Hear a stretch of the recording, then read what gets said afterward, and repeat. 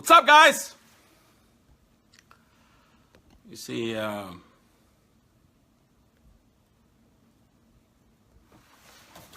happy Wednesday, everybody. I hope all of you guys had a great 4th of July.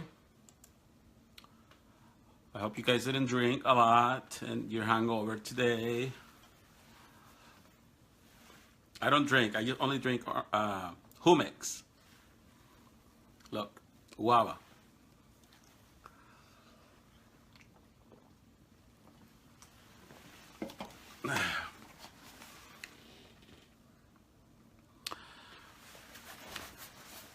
So it's a great day in the neighborhood. What's up, Stephanie? Are you back from Tahoe? You're still up in Tahoe? If you're back, welcome back. No, still there. Wow, you took the whole week. Well, hurry back. We want to see you in Sacramento.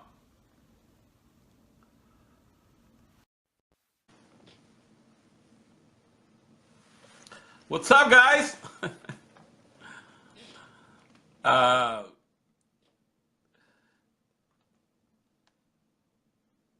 Coming back today? Awesome. Awesome. Someone, Denise Reese, is going to help me make shirts that will say, "What's up, guys?" Yeah, see? You read my mind. You read my mind. We need that shirt. What's up, guys?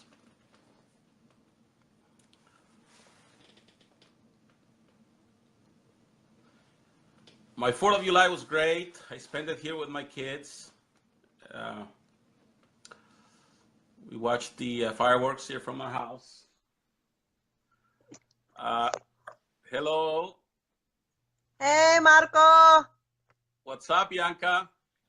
What's up, guys? Are you at your house? Are you home or? Yes, I am. Awesome. Well, you know, I wanted to do a live because I saw you this morning and I said, wow, you're my hero. I need to learn how to go up there on the microphone and tell, because, you know, I really like that you just got there and you took care of business. I mean, you were not complaining. You were just there for what you were for, you know? I tried my best, Marco. I mean, you know, it's now or never, you know, and this opposition, you know, the left had been going to city council already. They'd held their own news conferences, and you know, they were just asking that the city of Pasadena join in this lawsuit. And I said, you know, now they're in my backyard, and no one from our side was saying anything. And I said, you know, we can't do this anymore. We have to, you know, show up, and we have to be a voice. And so that's what I did. I mean, that's what I try to do. So the beautiful thing about today, Marco, the beautiful thing is I was able to pull together diversity and unity. So we had MLK Association, Martin Luther King Association. We had our Asian community, someone representing the Asian community. We had Latinos for Trump, and then of course me on behalf of the, you know, Republican Party of Texas. And so we had diverse group there. We had one of our individuals, Victor Miguel, who just became a U.S. citizen about a year ago. He's another, you know, it's like Maria, who just became a U.S. citizen and truly understands that, you know, our national sovereignty. And he really is adamant about people being here legally, just like him, you know. And so it was very, very important for us to go and speak and talk about, we don't want our money being spent on lawsuits. Like, move on. Like, move on. This is, you know, we want our money, our tax.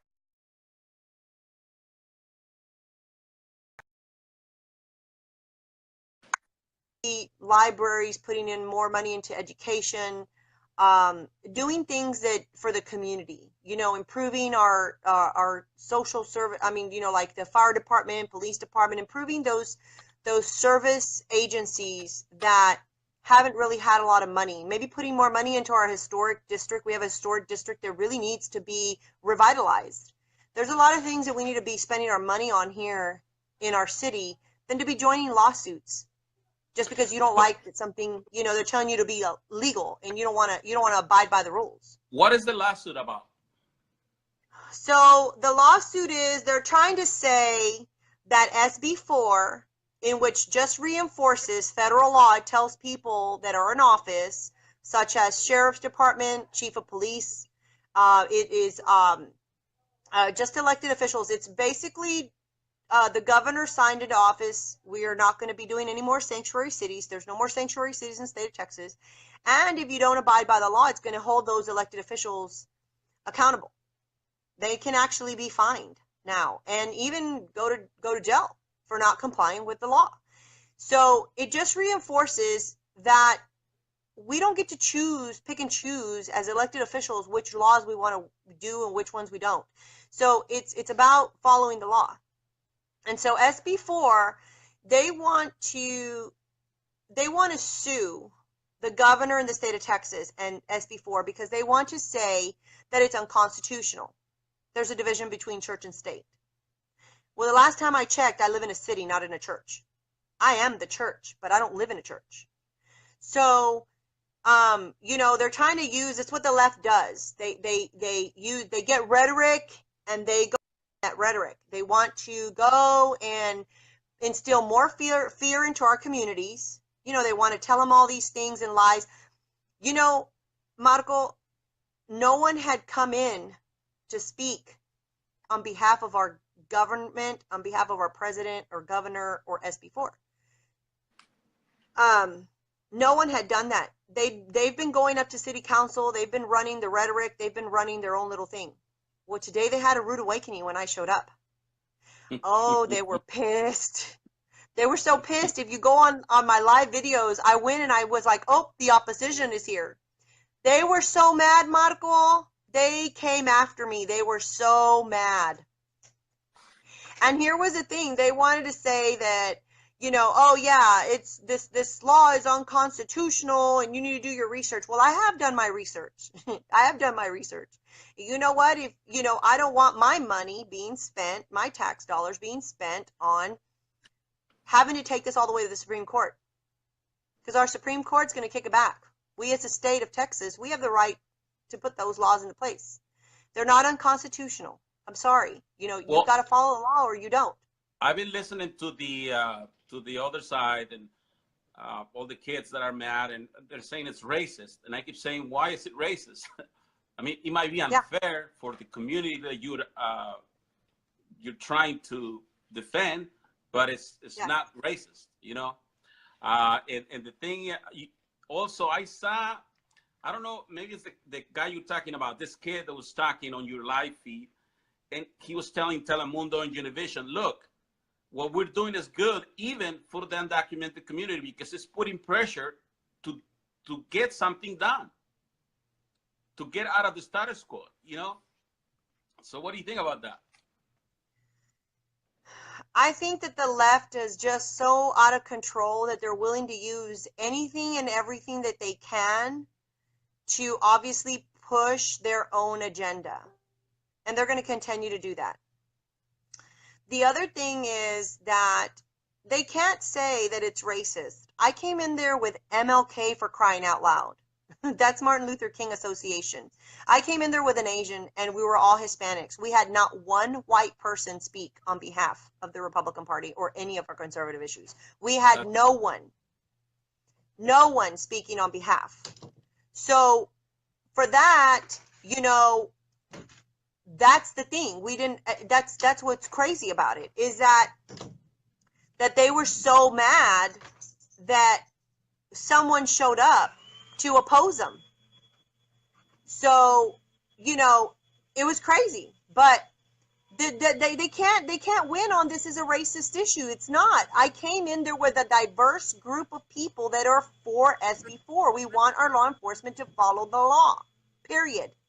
That's what we want. We want that to happen. So anyhow, we made a statement today, Marco, and so far we'll see what happens. You know, we had Univision, we had Telemundo. I called the press conference, and we had Telemundo, we had Univision, we had our KPRC, which is, you know, Channel 2, NBC and Fox. We had them out there, as well as the paper, as well as the local paper here. And yeah, they were really mad, Marco. But if you see the footage of the people that spoke on behalf, I mean, I put this together yesterday. I put this together on 4th of July and sent out a press release and said, hey, you know what? We're ready to speak and we're ready to say something. And I'm not going to stand for this rhetoric of you coming and marching into my city and telling my city and my council members and my mayor that we need to join in a lawsuit that you're never going to win. More wasted money on behalf of our city. So I'm not standing for that. And so anyway, that is, you know, I think it was a bold move. I had not called a press conference since I've been the state director, you know, for the Republican Party. I mean, I've spoken a lot, but I've never done, you know, I hadn't done that. And I said, you know, it's now or never, people. We're either going to stand up for what we believe in, or we're just going to stay quiet, you know, out there in the little corner and just let, you know, these people run their rhetoric and try to tell us how to run our city. So I think today set a very good example for, we showed unity and diversity in saying that we stood with our president for the laws that were coming out. We stood for SB4, and we stood for, you know, for our governor. And you know what, in honesty, shame on the Democrats, right? Because what they did is they didn't want to follow the rules. They didn't want to follow the laws that were already in place for decades here in the state of Texas. They wanted to pick and choose what laws they wanted to follow and not follow. So you know what? You put our governor into a corner because we're not willing to lose federal funding just because you want to keep these sanctuary cities and keep these illegals, you know, and criminals. We're worried about the criminals. Keep them, you know, in a safe haven, set up these safe havens for them. We're not going to do that anymore. So you pushed our governor into action, and this is what you get. So Democrats, you made this worse. It wasn't us. We're just saying obey the laws that are already in the books. But you made this worse for the people. But Marco, these people literally came up there, and I don't know if you heard them, but this girl was sitting there going off on, oh, these poor children, they're going to get them out of the school and they're going to be asking them for their birth certificate and their social security. That's not what this is about. That's them, their rhetoric about, hey, you know, that's what the fear that they want to instill into the community. No police officer is going to go to the school to go ask you if you're illegal or not. Now, if you're breaking the law, if you're robbing a house, if you're selling drugs, if you're driving without, you know, taillights, if you're breaking laws, you're going to get stopped. You're putting yourself in danger of getting stopped because, again, you're not following and complying with laws. And so when you do that, when I'm doing that, you sit there and you open yourself up to all of that. You open yourself up to being pulled over. You open yourself up to being, you know, again, questioned by the police officers. So I've said this time and time again, but of course they'll never give me that. But I used to work in the jails. I worked in the jails, and I used to recommend bail or detention on people. And back in the 90s when I worked in the jail, they used to have a tag and it said INS hold. That meant I couldn't interview that person until INS came in there and interviewed them. If INS didn't want them or didn't have a problem with it or didn't need them, right? There weren't somebody that we're looking for. They let the hold off, and then we can come in there. We could interview them, determine whether they were a flight risk or whether they were a danger to the community. Those are the two things we looked at. Then what we did is business along, right? And the ones that the INS, that they knew there were criminals or there were people that were looking for, or somebody who was a danger to the community, they would put them on a transfer to federal detention. And then they'd get a hearing in federal court and then face deportation at that time. The president of the United States at that time was Bill Clinton. How come nobody was making a big deal about it? How come nobody was saying anything when the Democrat that was in office, which was our President Clinton, he was doing it? This was going on. INS could go in there and question people and talk to people and just make sure that they were not a danger to the community. They come in there and do that. So why is it so different now? Why is it that all of a sudden, you know, the conservatives are in power now, or the majority, and they're just in an uproar saying everything that we do is racist? Well, that card is getting old. It's not racist. It's following the law. I was It's thinking vetting people. Yeah, it's vetting people and finding out whether they're here to cause, you know, that they're here good, and they don't, you know, somebody got arrested for whatever it was, right? I mean, little misdemeanor things. The INS didn't want anything with those people. They'd release them back and they say, they've been living here already for 20 years, whatever, you know, and they let them go. They knew that they weren't that grave danger to the community. But there was people that were. And this is all through the people who are good or not good, the people who are here, you know, that are illegally, that are criminals, hardcore criminals. And so anyway, that is something I keep saying over and over. And I'm like, why is it all of a sudden that it's wrong to follow the law? This law has been in place for decades. And all of a sudden, in the past, since Obama took over, all of a sudden, everything was okay. Illegals could run around and do whatever they wanted, take our free services, come and go as they please, commit murder, leave the country, come back into the country, catch and release. It's an ongoing cycle. I'm like, enough is enough. You've taken advantage of the United States. You've taken advantage of our good citizens. You've taken advantage of our system. Enough is enough. And now they're in uproar. And I'm like, to go and sit there and tell these kids, listen, and that's the other thing. They're telling little kids, oh, the immigration's going to come and ask you for papers. They don't give a rat's butt if you have papers or not. They're not going to ask you if you're a citizen. They're not going to ask you for birth certificates. What they're going to do now, if you're a little kid and you're breaking the law and you're selling drugs, or you're doing something, robbing, whatever you're doing, if you're a little kid, well, you better believe you're probably going to get questioned. Don't break the law, you don't get questioned. No one's going to mess with you if you're not breaking the law. But if you're breaking the law, guess what, buddy? The law, it'll finally catch up to you. People who break the law never get away with it for the rest of their life. You break the law, you either end up dead or you end up in prison, eventually. Period. That's just the way it is. So to tell these little kids and put fear in them, that's not what this is about. This is for their own personal safety. This is not about us just going, we're going to go trying to get little kids out of the school. I mean, who says that? The Democrats. The Democrats are very good at instilling fear and continuing to keep the communities enabled. Well, the Republican Party is not about enabling people. We're about empowering people. Empowering people to be better, to be productive citizens, to be here legally. We are here for great equal opportunity. We are here for that American dream. Everybody wants the American dream. We're capitalists. We're entrepreneurs. That's what the Republican Party stands for. And the first and foremost thing is we are a party who obviously we honor God. We honor God.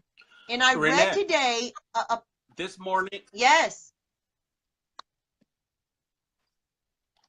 This morning, there's a note that seven out of 10 legal residents are applying for citizenship. So this is actually helping a lot of people make a decision and get a commitment to be an American, because it's really oh my God, that's awesome. But but you know what? There's another note too. 7 out of 10 that are legally resident are applying for citizenship. Only 4 out of 10 that are Mexican descendant are applying to be a U.S. citizen. So I am a Mexican, so we are more hard-headed when it comes to becoming a U.S. citizen, and I don't know why. Maybe because our community, we're more territorial. I don't know. I think Marco, and I think you've said this before in one of your interviews. I think that the thing is that you feel that once you apply to be a citizen, that you're all of a sudden, you know, you're not, you're letting your old, you know, your who you are, where you came from, that you're giving that up. And that's not what it's about. It's about, you're not betraying your country because you're going to become legally here, or because you're going to become a citizen here. You're not betraying anybody. That just means to me, you know, I think it's a fear, los Mexicanos, that you know, I think the Mexicans, like you said, you know, y'all are, it's a stigma. Y'all, so you don't want to take that first step. But see, that's what this SB4 is doing. Listen, all these laws that Trump is doing, those are great statistics, because that's making people who have been sitting, you know, just, the Democrats have done that. See, they've kept them, you know, nah, you don't have to do anything. You don't have to, you just live in the sanctuary cities. You don't have to do anything. But now you're being held accountable. So now you have to make a choice. Do I want to be a citizen? Do I not want to be a citizen? Do I want to be here legally? Not illegal? These people are now coming out, as you see, according to those statistics, and they're now going to jump off the fence and say, you know what, I'm going to pledge loyalty to this country because of what it has afforded me to do. If you've lived here for 15, 20 years, why would you not? Why would you not want to take that step? If you really love our country, take the step to become the citizen. The laws are there. See, that's the thing. That's what I'm saying. The Democrats are really good about pushing that agenda and the narrative to scare people. But we already have laws in place that you have the right to become a citizen, or you can't be here legally. There's already laws in place. You just have to follow the laws, period. You know, we're not going to create these little safe haven, you know, sanctuary cities anymore, so that you can just continue to live like, you know, no big deal. I'm here illegally, and that's still breaking the law, being here illegally. That means you had no permission to come here. So you're still illegal. So that's still breaking the law. And look at the word sanctuary cities. I wonder who came up with that word.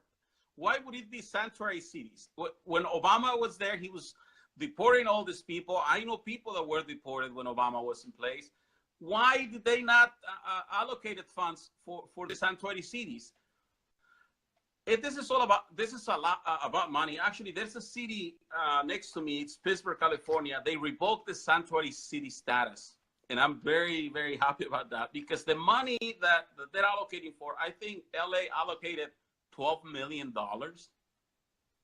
And San Francisco is working on like maybe like $11 million. So it seems that it's more of a fundraiser, scare tactics than really helping those kids that you're talking about. Yeah, exactly. Yeah. And instead of wanting to waste money on joining lawsuits, you should take that money and put it into the community and start English classes for people. I mean, you got to learn English. You're here in America. You got to learn English. That's our first language. We're not saying you don't ever have to speak Spanish again, but you should learn the language of the country. So we should be taking those resources and helping people, instead of joining lawsuits that you're never going to win. Also, and it's a waste of money. Bianca, you know how they say that water runs downhill, right? Well, yeah. If you are a legal resident and I want to apply to sponsor my brother or my dad or somebody, it's going to take 20 years or 15 years for them to be called. Now, if I am a citizen and I apply to sponsor a family member, it's only 3 to 5 years. So if they know that becoming a citizen, not only they have better opportunities to be here in the country, but they can also sponsor somebody that really deserves to be here. Yes. But you know why they don't go and take the citizen test? Because of the language. They're afraid to go and learn a couple questions in English, and I think that's very. What is the commitment? You know, if they go to work at McDonald's because they want to earn money, they'll learn the whole freaking menu. Welcome to McDonald's. How can I help you? Would you like fries with that? You know, I know a guy that didn't speak English, but he knew he knew the whole menu of McDonald's. And You're I'm like, absolutely right. you're telling me you know the whole menu of McDonald's and you're afraid to go and answer a couple freaking questions in English to become a citizen? I mean, come on. Yeah, exactly. Exactly. Come on, right? I mean, where are the priorities? That's the thing, is that, you know, you want to reap the benefits of the country, but you want to only do it on certain terms. And you can't do that anymore. You're going to reap the benefits of the country. You got to abide by our laws. You know, you got to have some respect. That's what this is to me about. Respecting the country that has offered you opportunity, that has offered you the ability to be here, to live a better life, to get a better job, a better education. Show some respect to the country, you know, that you are in, that has afforded you those opportunities. That's what it has to do with, is that we've lost some kind of respect, you know, and that is, I think we need to learn, we need to teach that a little bit more. It's just respect. We're not asking you to give up, you know, disclaiming that you know, being proud of being a Mexican, Venezuelan, Colombiano. We don't, you know, we're not asking you to give up all those things. But we're asking that if you really want to live here, be proud of living here and invest in it. You know, it's like we say, Hispanics, our communities, we need to be, we're an investment. We're just as much an investment for the United States. So we need to also it's our duly responsibility to also be accountable and show some respect to the country that affords us these opportunities. That is what it has to do with. And to me, I think that today, you know, obviously where I live, a sleeping giant was awoken. I mean, they really didn't see me coming, and they didn't see anybody else coming, and they didn't like it, because all of a sudden they had opposition, and our opposition was strong, and we were diverse, and we were united, and we didn't fit in their little rhetoric. So they tried to use that we were racist, but you can't use that anymore. You had minorities speaking out. You couldn't use it we're racist anymore. First, you used to use that we were racist because there was a bunch of white people speaking. Now you have minorities speaking, and they still want to call you a racist. So I'm like, really? So I'm a racist because I want people to follow the law, you know? And there was this one girl, Marco, she went in there and she was so mad. And she was like, I'm brown and proud and loud.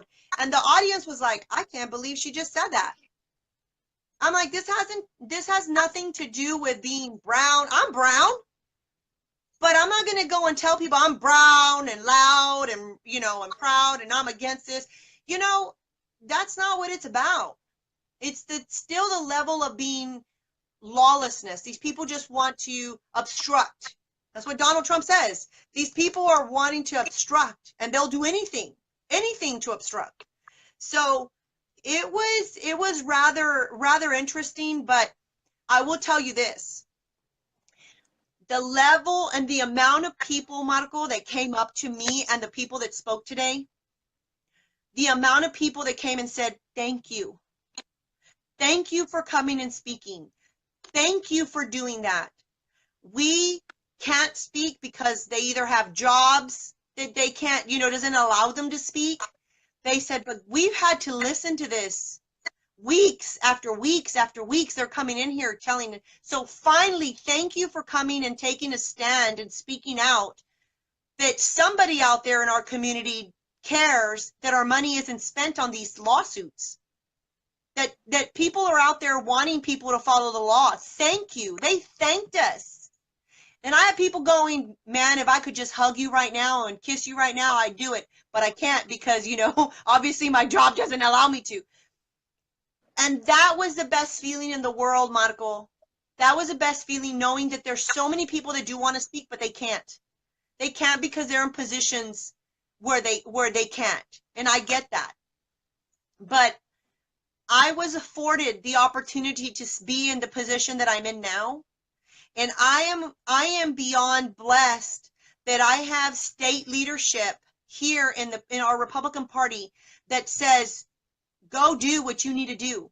Speak out on behalf of our principles. Speak out and stand up for yourself. And that is amazing, Marco, that we have the support from our leadership that's saying, no, we're not going to be silent anymore.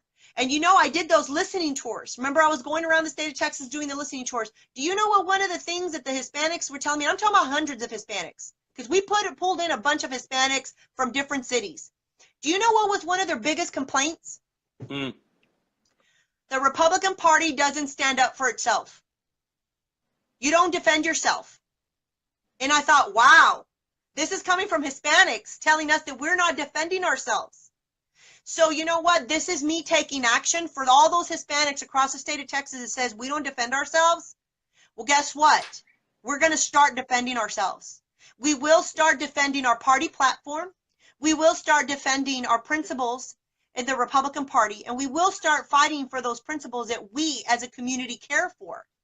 So there are people out there. I want them to know that during the listening tour, I did listen. I read what they said on their reports. That was the whole point, is that out of 10.8 Latinos here in the state of Texas, I refuse, just because I'm state director, I refuse to be the only voice. And I hold those Hispanics accountable. That's why you saw today, there was a whole bunch of others that were with me, but they didn't speak.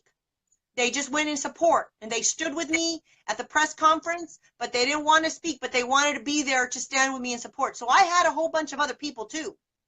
And that goes to show that we're finally not going to be scared anymore. And we're going to say something. We're going to stand up for what we believe in. And you know what? I still have to always go back and say, thank you, Marco, because you started this. You gave us. You did. You gave us Hispanics and Latinos.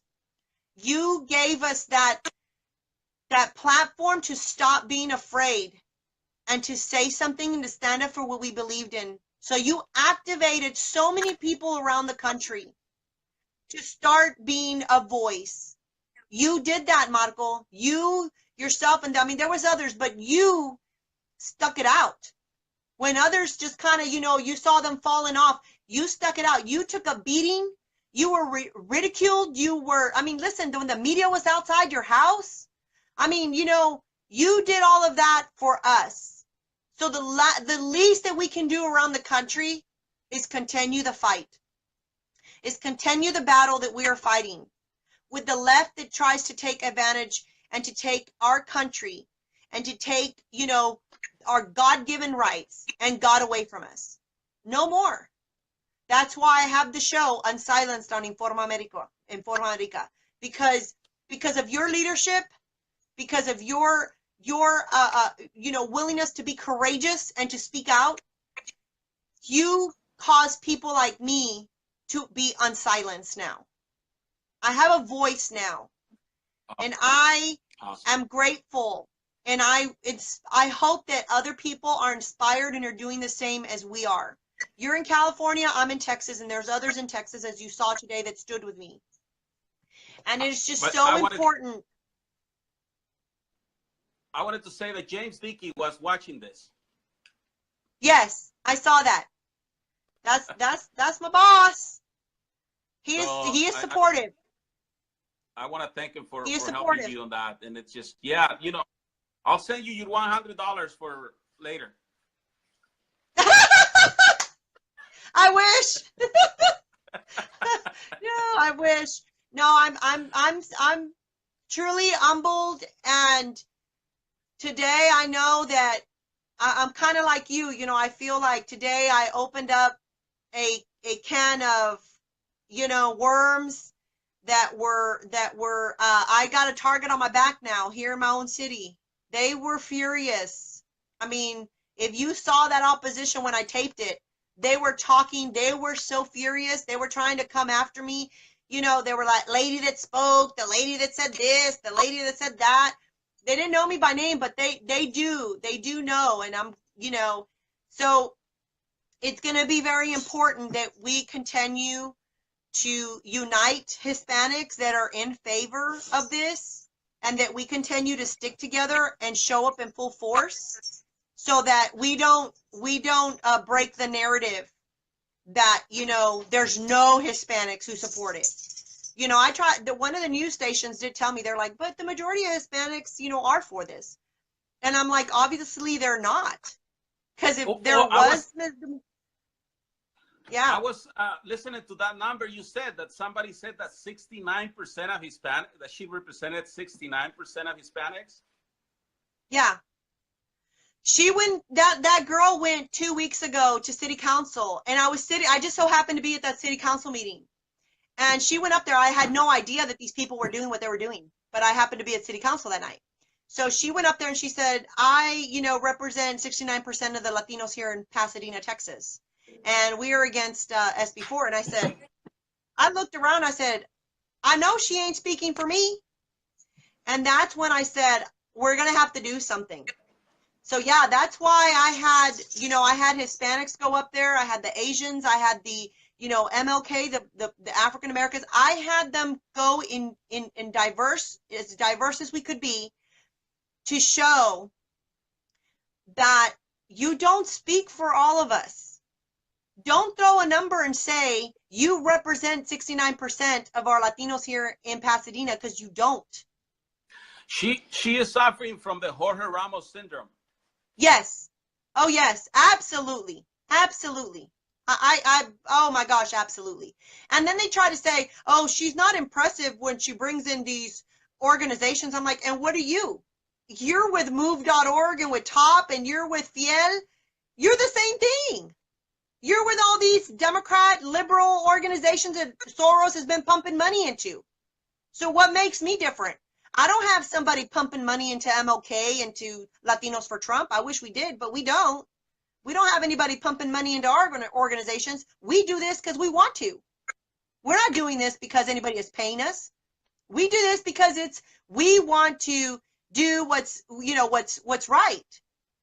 And we got tired of being in the corner and not saying anything, and people taking advantage of our country. Yes, yes. And you know, I hope everybody that's watching and everybody that's in Texas, they go and see your live. I'm gonna post it here so that they can do the same thing in every city out there. And I'm so glad that you went out there on the listening tour and you listened to what they're saying. And yeah, I've been saying that with our community is not stupid. They know what they're doing. Yeah. They know when to act and when don't. You know, all those illegal crossings that they're down to like down by 70%. That's because they don't want to spend. They don't want to spend their $12,000. They know. They know. The word is out. The word is out. So they're not going to risk it right now. And same thing in here too. That, you know, they know sanctuary cities are in place. They're going to keep doing what they do over there. The ones that don't have that, then they're going to start. Look, they're already applying to be a citizen because they know they're not. They know how to survive. A lot of people don't give credit to these people. These people have the ability to survive. If they survive in third world countries, they're going to do whatever they have to do to be here. So let's not feel so sorry about them. Yeah. Because that's what they try to do. That is their biggest, I think that's their biggest weapon, is to play the victim card. Yes. Yep. Poor me. Look, I had a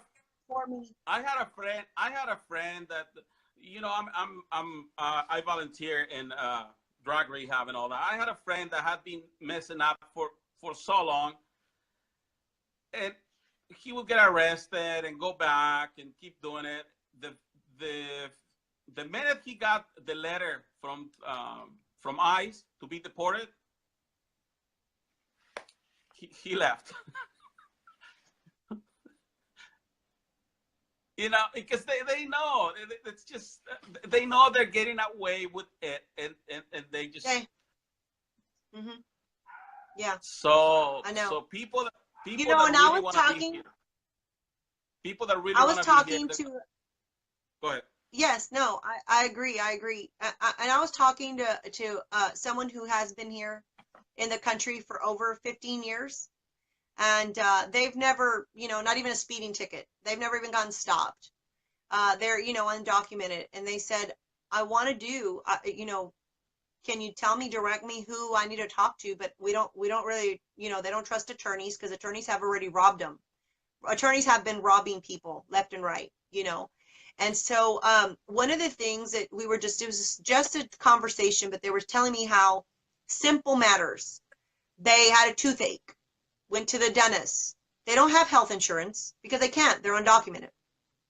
So they said, you know, I go to the dentist, it's going to cost me $3,000. They want it half up front and half after. They said, I couldn't afford that.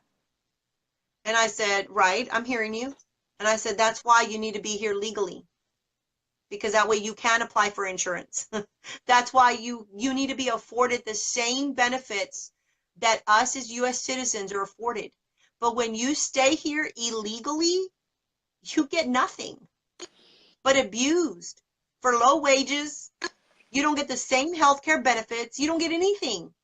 You don't get nothing. And that person said, no, absolutely. I agree. And I am also sickened. Now, this is an undocumented person. They said, you know, an illegal alien says, I am sick of seeing people that are here illegally taking advantage of the system when I work my butt off to put food on the table for my children. And there's people that are here like me, living off welfare, and I've never asked for welfare. And I said, you're the kind of person that we want here. Those other people are just taking advantage of our system. So to hear that person say that, those are the kind of people we want here in the United States.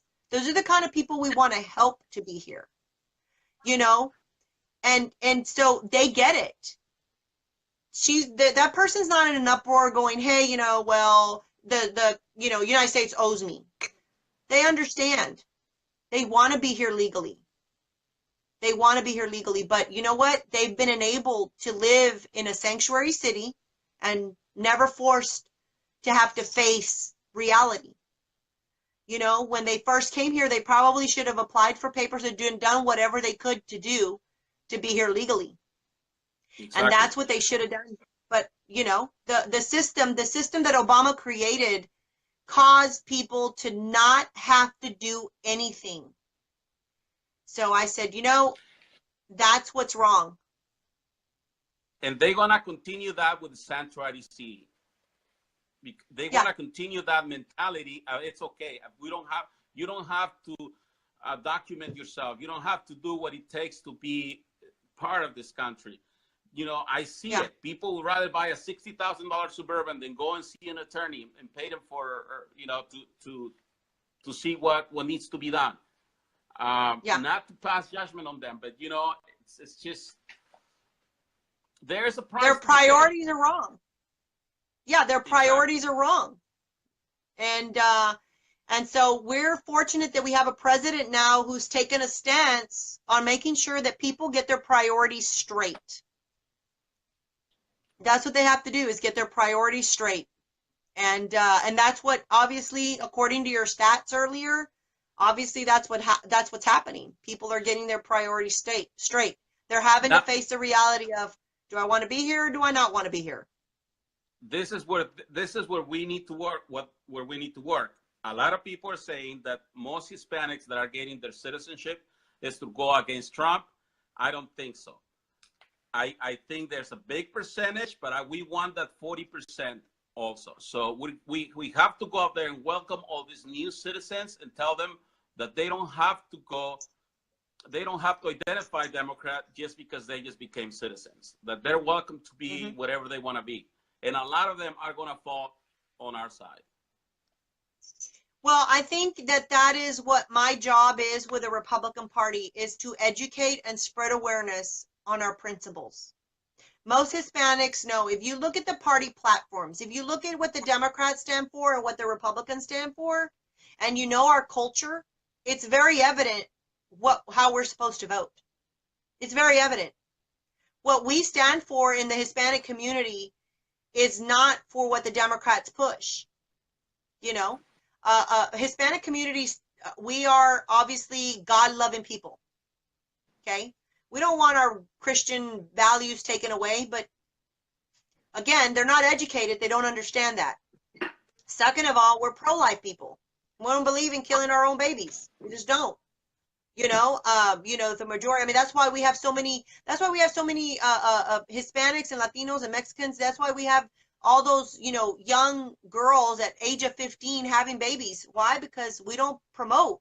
We don't promote killing the baby. We don't promote pro-choice. We're a family-oriented community. So when you go down the list, Hispanics, we've talked about this. We're going to find a way to make ends meet in our families. We're entrepreneurs by nature. We're going to figure out what to do, how to do it. Whether it's, again, selling those taquitos, selling tamales, it doesn't matter. We're going to figure out a way to earn that extra money. So we're entrepreneurs by nature. And because we're the little entrepreneurs that we are, we believe in our small businesses. Well, the Republican Party, that's what we believe in. We apoyamos. We support small businesses. We don't want to be overregulated. We don't want to be overtaxed, because then we won't be profitable as a small business. So the Republicans stand up for that. And when you sit there and you see all just going down the line of the platform, pro gun, Second Amendment right, most of our Hispanics, believe it or not, they like their guns. I mean, heck, even if you're in a gang member and you're Hispanic, you got guns. Who wants your guns taken away? They like to go hunting. They like to go hunting. Yeah, los rancheros, they like to go hunting. So we have so much more to offer as a party.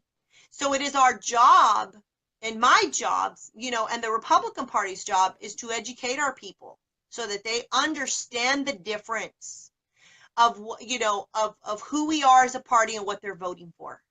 A friend of mine, Roy Mendez, said, 90% Hispanics are God-loving people, but 70% of those Hispanics vote atheist.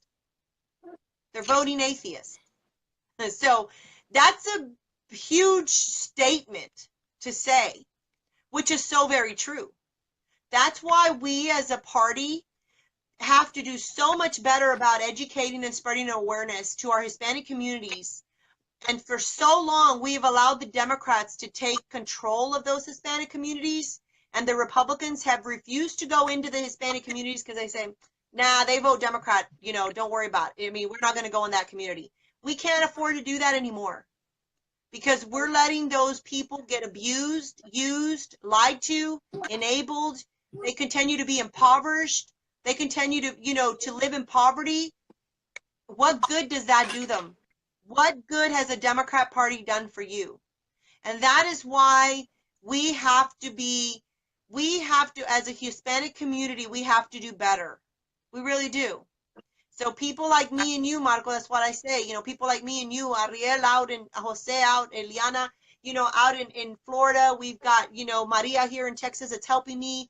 We've got Paloma. We've got just Miriam Witcher. I mean, we've got so many people all over that are not afraid to speak out anymore. And, one of the things, and I talked to you earlier, and, you were saying, hey, I'm going to repost the way you talk to council, and, the way that you lined up, and, we had to go in there acting civilly. We weren't going to go acting crazy, and we couldn't speak out because we'd get kicked out. We want to follow the rules. And I think we're much more effective when we do things the right way than out of emotion, right? Because all of us, we get mad. I'm guilty of it. We get mad. We want to always do something and do it on emotion. But we got to really think about it, and I just thank God, because I pray to him and I ask him, I may not be the perfect person. Don't know why you chose me to do what I do. But I ask God to give me wisdom, Marco. I ask God to give me wisdom. And so with that wisdom, I'm like, I brought those groups together.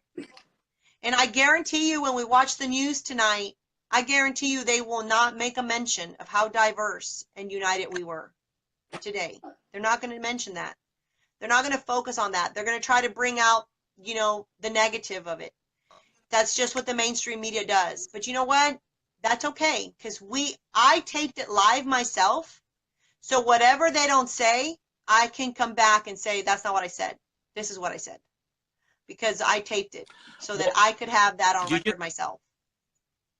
Believe it or not, I am so glad that I met you and I met everybody. There's so many to mention here, but there's so many kids that go to my Instagram account, to my Twitter account, and they ask me how they can help, because a lot of people out there, they're starting to see that we're doing something that it's going to benefit everybody.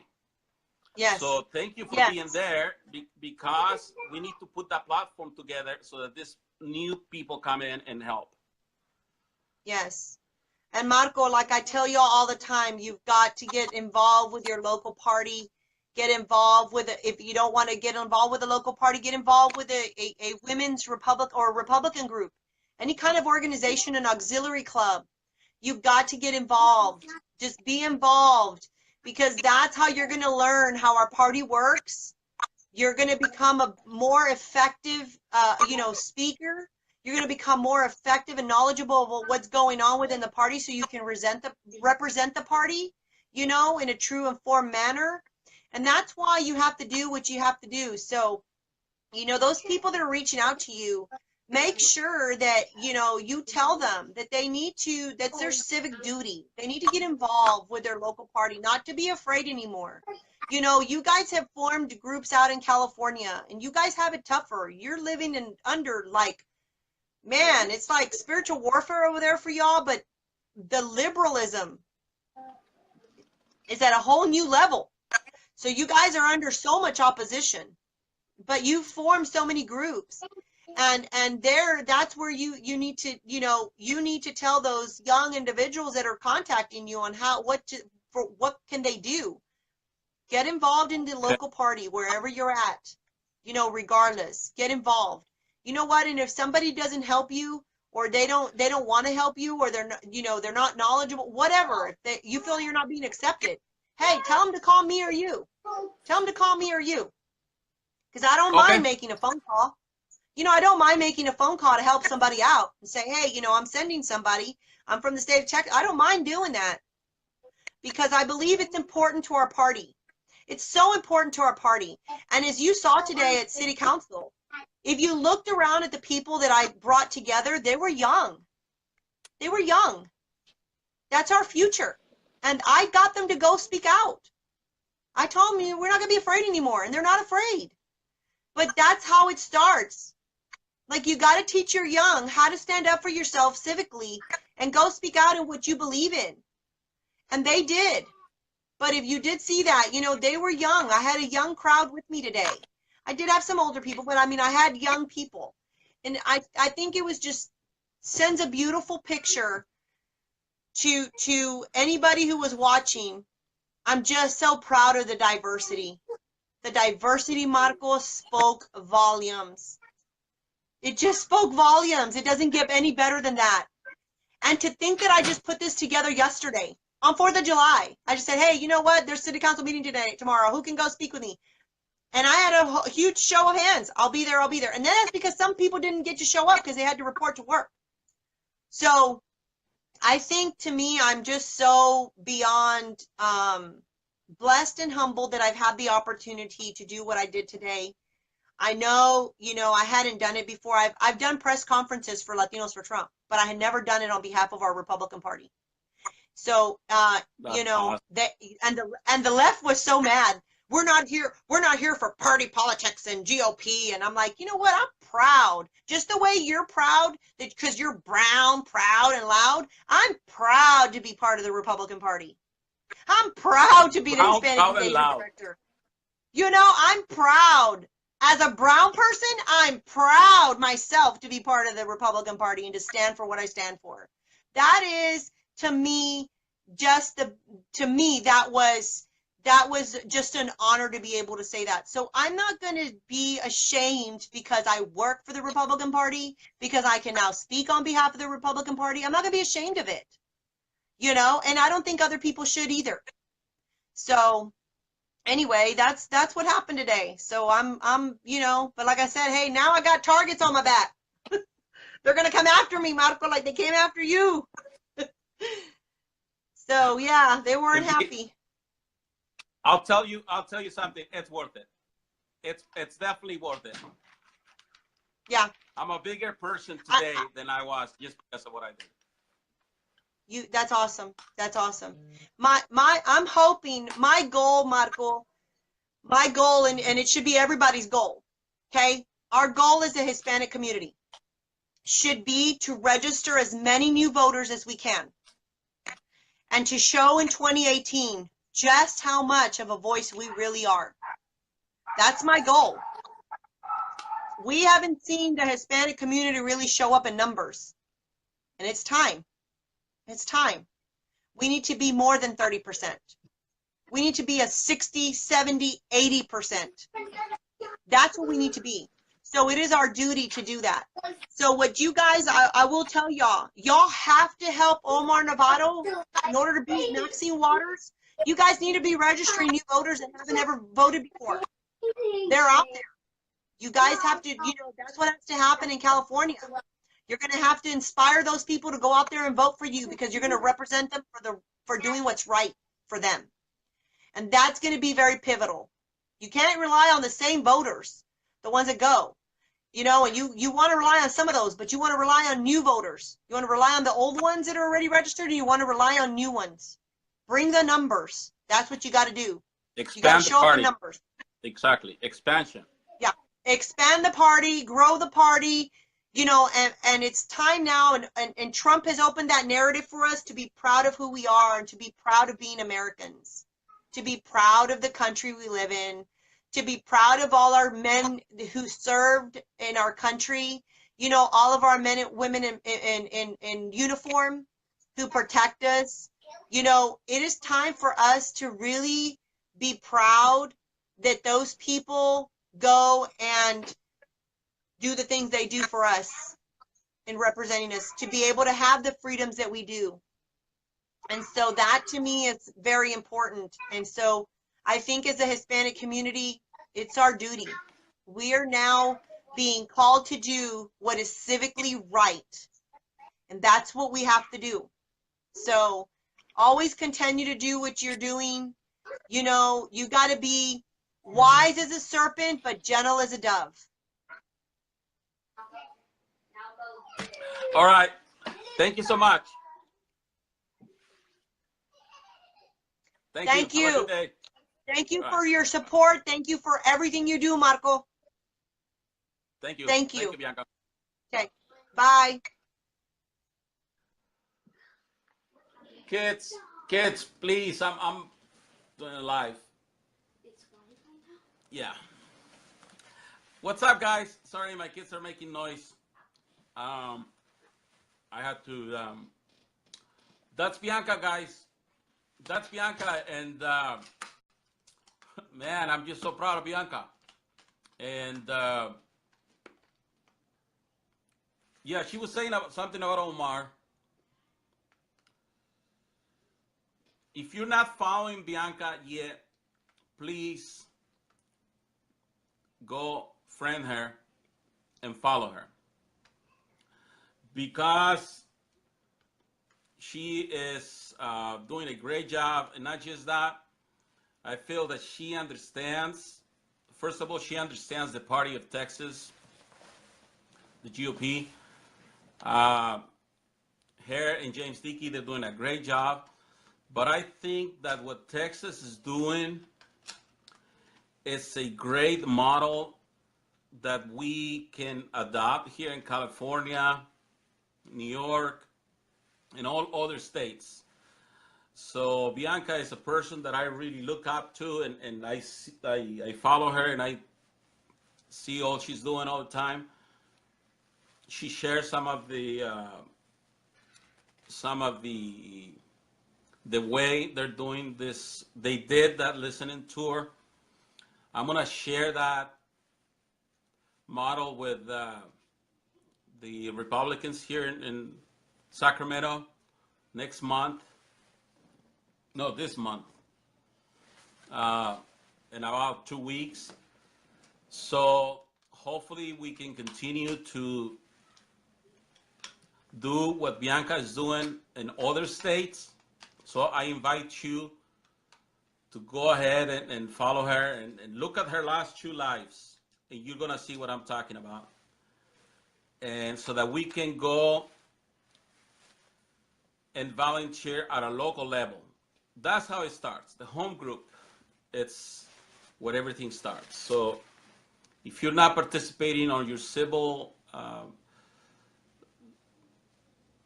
events at a local level, please go and do that. I'm going to be doing that myself. I'm going to Sacramento, actually, even if it's like an hour from me, but because my area is so freaking liberal that that's pretty much there's nobody. But here in Pittsburgh, they just revoked the sanctuary city status, which tells me that there's a lot of people that are like-minded, that want the same thing that we all want. Let's do it. Let us know when. Amen. Yeah, Stephanie. I'll let you know, Stephanie. I'm going to go to Sacramento, I think it's the second Tuesday of the month. Yeah. So I love you guys. Thank you so much. I'm sorry my kids were making noise. They didn't know I was live. I'm fixing a computer for my son. I'm putting new windows in it, and he's waiting here at the office. But thank you guys. Talk to you soon.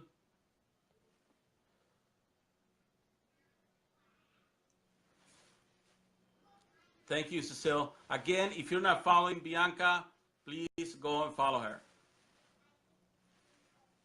Talk to you soon. Bye. City of Pasadena joined in this lawsuit, and I said, now they're in my backyard, and no one from our side was saying anything. And I said, we can't do this anymore. We have to, show up, and we have to be a voice. And so that's what I did. I mean, that's what I try to do. So the beautiful thing about today, Marco, the beautiful thing is I was able to pull together diversity and unity. So we had MLK Association, Martin Luther King Association. We had our Asian community, someone representing the Asian community. We had Latinos for Trump, and then of course me on behalf of the Republican Party of Texas. And so we had diverse group there. We had one of our individuals, Victor Miguel, who just became a U.S. citizen about a year ago. He's another, it's like Maria, who just became a U.S. citizen and truly understands that, our national sovereignty. And he really is adamant about people being here legally, just like him, And so it was very, very important for us to go and speak and talk about, we don't want our money being spent on lawsuits. Like, move on. Like, move on. This is, we want our money, our tax.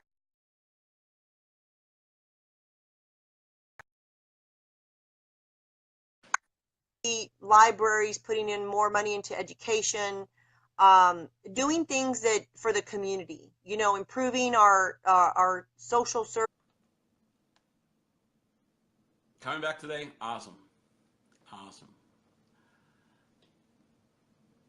Someone, Denise Reese, is gonna help me make shirts that will say, "What's up, guys?" Yeah, see, you read my mind. We need that shirt. What's up, guys?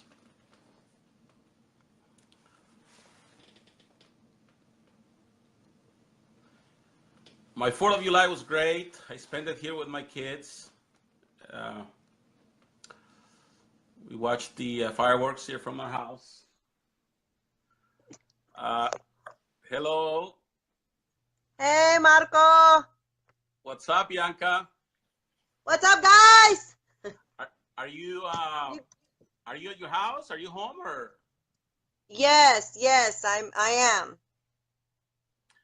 Awesome. Well, you know, I wanted to do a live because I saw you this morning and I said, wow, you're my hero. I need to learn how to go up there on the microphone and tell, because, you know, I really like that you just got there and you took care of business. I mean, you were not complaining. You were just there for what you were for, you know? I tried my best, Marco. I mean, it's now or never, you know. And this opposition, the left had been going to city council already. They held their own news conferences, and they were just asking that like the fire department, police department, improving those service agencies that haven't really had a lot of money. Maybe putting more money into our historic district. We have a historic district that really needs to be revitalized. There's a lot of things that we need to be spending our money on here in our city than to be joining lawsuits just because you don't like that something, they're telling you to be legal and you don't want to abide by the rules. What is the lawsuit about? So the lawsuit is they're trying to say that SB4, in which just reinforces federal law, it tells people that are in office, such as sheriff's department, chief of police, it is just elected officials. It's basically the governor signed into office. We are not going to be doing any more sanctuary cities. There's no more sanctuary cities in the state of Texas. And if you don't abide by the law, it's going to hold those elected officials accountable. They can actually be fined now and even go to jail for not complying with the law. So it just reinforces that we don't get to pick and choose as elected officials which laws we want to do and which ones we don't. So it's about following the law. And so SB4, they want to sue the governor in the state of Texas and SB4 because they want to say that it's unconstitutional. There's a division between church and state. Well, the last time I checked, I live in a city, not in a church. I am the church, but I don't live in a church. So, they're trying to use, it's what the left does. They get rhetoric and they go that rhetoric. They want to go and instill more fear into our communities. They want to tell them all these things and lies. Marco, no one had come in to speak on behalf of our government, on behalf of our president or governor or SB4. No one had done that. They've been going up to city council. They've been running the rhetoric. They've been running their own little thing. Well, today they had a rude awakening when I showed up. Oh, they were pissed. They were so pissed. If you go on my live videos, I went and I was like, oh, the opposition is here. They were so mad, Marco. They came after me. They were so mad. And here was the thing. They wanted to say that, oh yeah, it's this law is unconstitutional and you need to do your research. Well, I have done my research. I have done my research. You know what? If, I don't want my money being spent, my tax dollars being spent on having to take this all the way to the Supreme Court. Because our Supreme Court's going to kick it back. We as a state of Texas, we have the right to put those laws into place. They're not unconstitutional. I'm sorry. You've got to follow the law or you don't. I've been listening to the other side and all the kids that are mad and they're saying it's racist. And I keep saying, why is it racist? I mean, it might be unfair for the community that you're trying to defend, but it's not racist, And the thing, also I saw, I don't know, maybe it's the guy you're talking about, this kid that was talking on your live feed.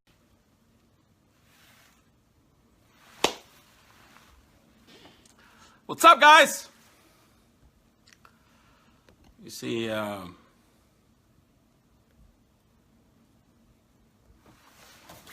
happy Wednesday, everybody. I hope all of you guys had a great 4th of July. I hope you guys didn't drink a lot and you're hungover today. I don't drink. I only drink Humex. Look, Guava.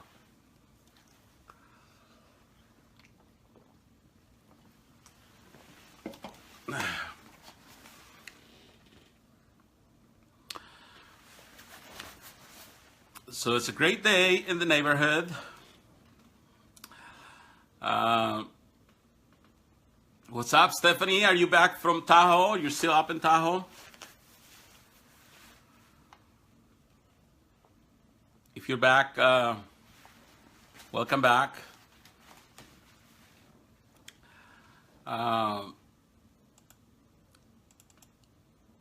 No, still there. Wow, you took the whole week. Well, hurry back. We want to see you in Sacramento.